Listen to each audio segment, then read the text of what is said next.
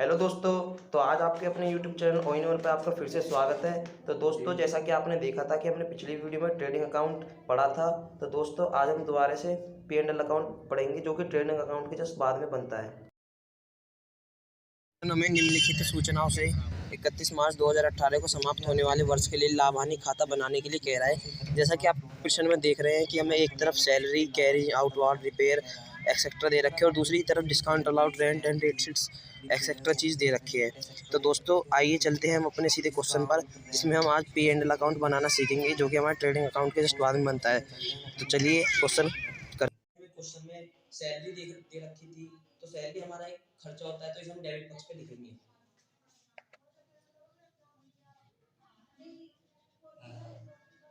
और इसकी जो अमाउंट है वो हमें 12,000 दे रखी है।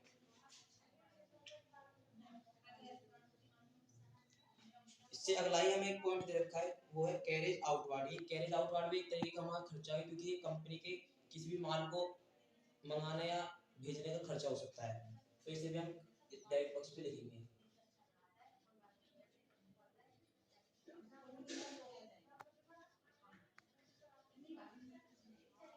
और जो हमारी कैरेज आउटवार्ड की हमें वैल्यू दे रखी है, वो हमें क्वेश्चन में 2000 दे रखी है। इसके बाद एक और पॉइंट दे रखा है हमें रिपेयर। तो रिपेयर भी एक तरीके का हमारा खर्चा हो सकता है, जैसे कि किसी चीज की मरम्मत कराना, फैक्ट्री में किसी चीज की मरम्मत कराना, तो ये भी एक तरीके का हमारा खर्चा हो सकता है। और इसकी वैल्यू में 300 दे रखी है।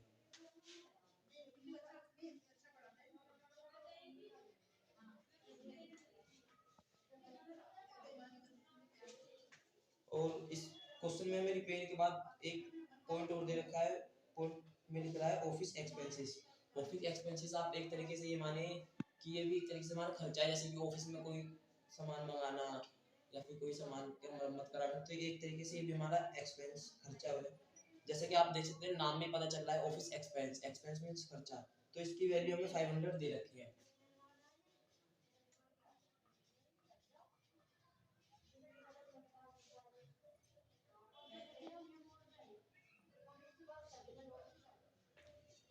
इसके बाद हमें पॉइंट दे रखा है डिस्काउंट रिसीव्ड। तो ये डिस्काउंट रिसीव्ड है, ये एक तरीके की हमारी आय हो सकती है, इनकम हो सकती है। तो डिस्काउंट रिसीव, जैसे कि आपने किसी सामान को खरीदा और उस पर आपको डिस्काउंट मिला, तो डिस्काउंट मतलब एक तरीके का आपको फायदा है, इनकम है। तो आपके जो पैसे बच गए वो आपका फायदा ही है, इनकम है, तो इसको आप क्रेडिट साइड पे लिखेंगे।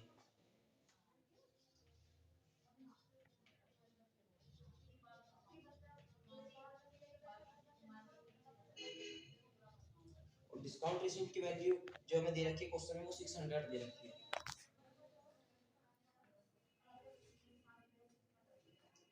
और क्वेश्चन में आपने एक चीज और नोटिस करी होगी कि हमें क्वेश्चन में डेबिट साइड में लास्ट में एक पॉइंट दे रखा है ग्रॉस प्रॉफिट। तो ग्रॉस प्रॉफिट जैसा आपने पिछली वीडियो में देखा था कि ट्रेडिंग अकाउंट के एंड में हमारे पास एक पॉइंट निकल के आया था, जिसमें ग्रॉस प्रॉफिट लिखा था। उस ग्रॉस प्रॉफिट से आगे की लाइन लिखी थी transfer to capital account, transfer to profit and loss account. तो प्रॉफिट एंड लॉस अकाउंट यही है, तो इसमें हम उसकी वैल्यू लिखेंगे जो कि हमें क्वेश्चन में दे रखी है।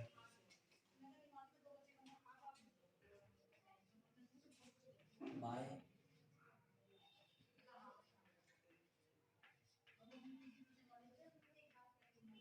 ग्रॉस प्रॉफिट की जो वैल्यू है वो हमें 36,000 दे रखी है।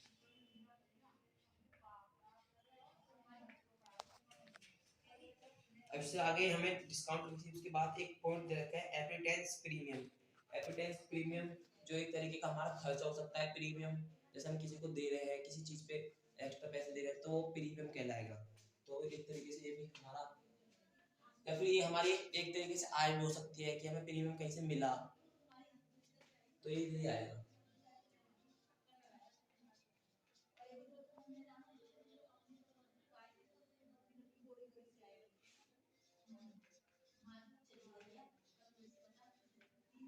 और जो एप्रिटेंस प्रीमियम की हमें वैल्यू दे रखी है बुक में, वो दे रखी है 500। इसी के बाद एक अगला पॉइंट हमें दे रखा है डेप्रिसिएशन।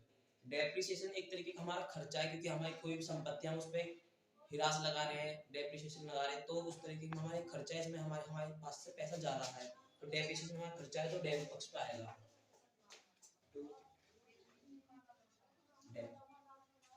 तो तो डेप्रिसिएशन की वैल्यू जो हमें क्वेश्चन में दे रखी है वो 400 दे रखी है।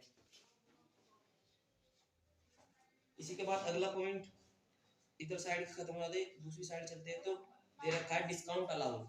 तो डिस्काउंट अलाउड हमने किसी भी चीज पे मतलब डिस्काउंट अलाउड का मतलब जैसे हमसे किसी ने सामान खरीदा और उस सामान को हमने 400 की जगह 300 में दे दिया तो 100 रुपये का जैसे कि हमारा नुकसान हुआ, इसको हम डेबिट साइड पे लिखेंगे।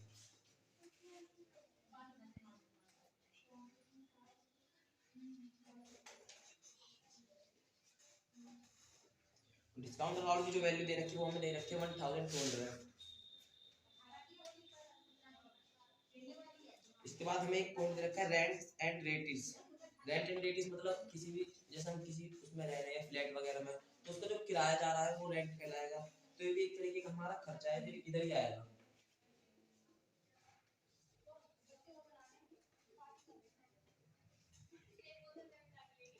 जो इसकी जो वैल्यू दे रखी है हमें वो 3200 दे रखी है। अब जो इसके बाद अगला पॉइंट दे रखा है वो दे रखा है हमें stationery and printing. Stationery and printing तो ये एक तरीके का हमारा खर्चा हो सकता है। प्रिंटिंग मतलब हमने किसी भी चीज की छपाई करवाई है, स्टेशनरी मतलब हमने ऑफिस के लिए कुछ भी सामान मंगाया है तो वो हमारा खर्चा होगा। तो ये भी इधर साइड आएगा।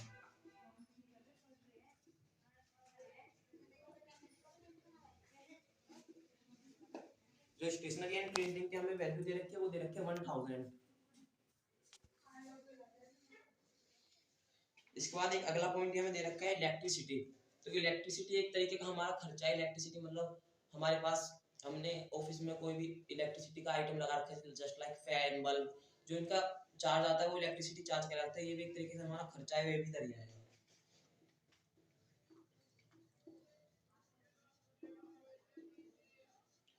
जो इसके अमाउंट हमें दे रखी है वो दे रखी है 700। इसके बाद एक अगला पॉइंट दे रखा है टू इंश्योरेंस। इंश्योरेंस तो इंश्योरेंस भी एक तरीके का हमारा खर्चा है। तो इंश्योरेंस जस्ट लाइक हमने अपनी कंपनी का इंश्योरेंस कराया, अपना इंश्योरेंस कराया, अपनी बाइक कार का इंश्योरेंस कराया। तो इंश्योरेंस भी एक तरीके का हमारा खर्चा है, वो भी डेबिट पक्ष पे ही आएगा।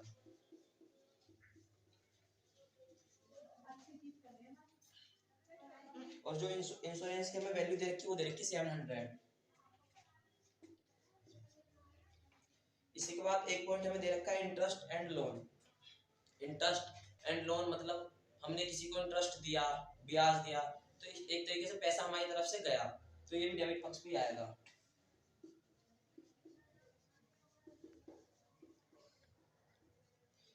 और जो इंटरेस्ट एंड लोन की हमें वैल्यू दे रखी है वो दे रखी है 450।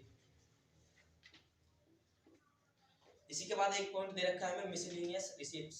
तो मिसलेनियस रिसीप्ट्स भी एक तरीके की हमारी प्राप्ति है। तो प्राप्ति इनकम, तो इनकम हमें क्रेडिट साइड पे जाएगी बाय मिसलेनियस रिसीप्ट्स। जो इसकी हमें वैल्यू दे रखी है वो दे रखी है 850। इसके बाद जो एक लास्ट पॉइंट बनता है वो हमें क्वेश्चन में दे रखा है बैड डेब्ट्स।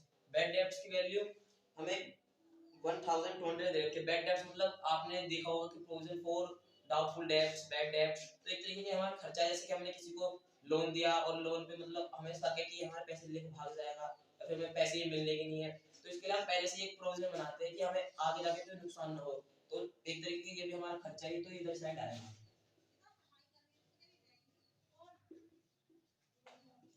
उसकी वैल्यू हमें दे रखी है 1200। तो अब क्वेश्चन की जो पॉइंट देखे वो सब हमारे खत्म हो गए। अब इसके बाद हमें एक लास्ट पॉइंट बचा है कि दोनों साइड का टोटल करके देखना है। तो हम सबसे पहले कैट साइड का टोटल करेंगे, क्योंकि सबसे पहले हम कैट साइड का टोटल करते हैं। तो कैट साइड का टोटल करने के लिए सबसे पहले हम 36000 फिर उसके बाद 600 500 850 को प्लस करेंगे तो हमारा आएगा, फिगर करेंगे तो हमारा सबसे पहले 12000 फिर 200 फिर 300 500 400 फिर उसके बाद 100 1200 3200 1700 700 450 1200। तो इधर का टोटल करने के बाद आएगा हमारा 23650।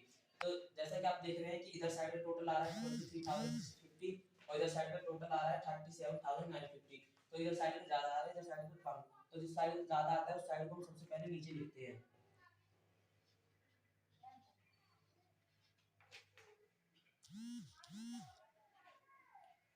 रुकिए। अब हमारा जो इधर साइड का टोटल आया वो आया 37,950 और जो इधर साइड का आया वो आया हमारा 23,650। तो इधर साइड का ज़्यादा आया, इधर साइड का कम। तो अब हमें इधर साइड के में से इधर साइड का माइनस करना है, जो आएगा वो हमारा नेट प्रॉफिट लिखा जाएगा।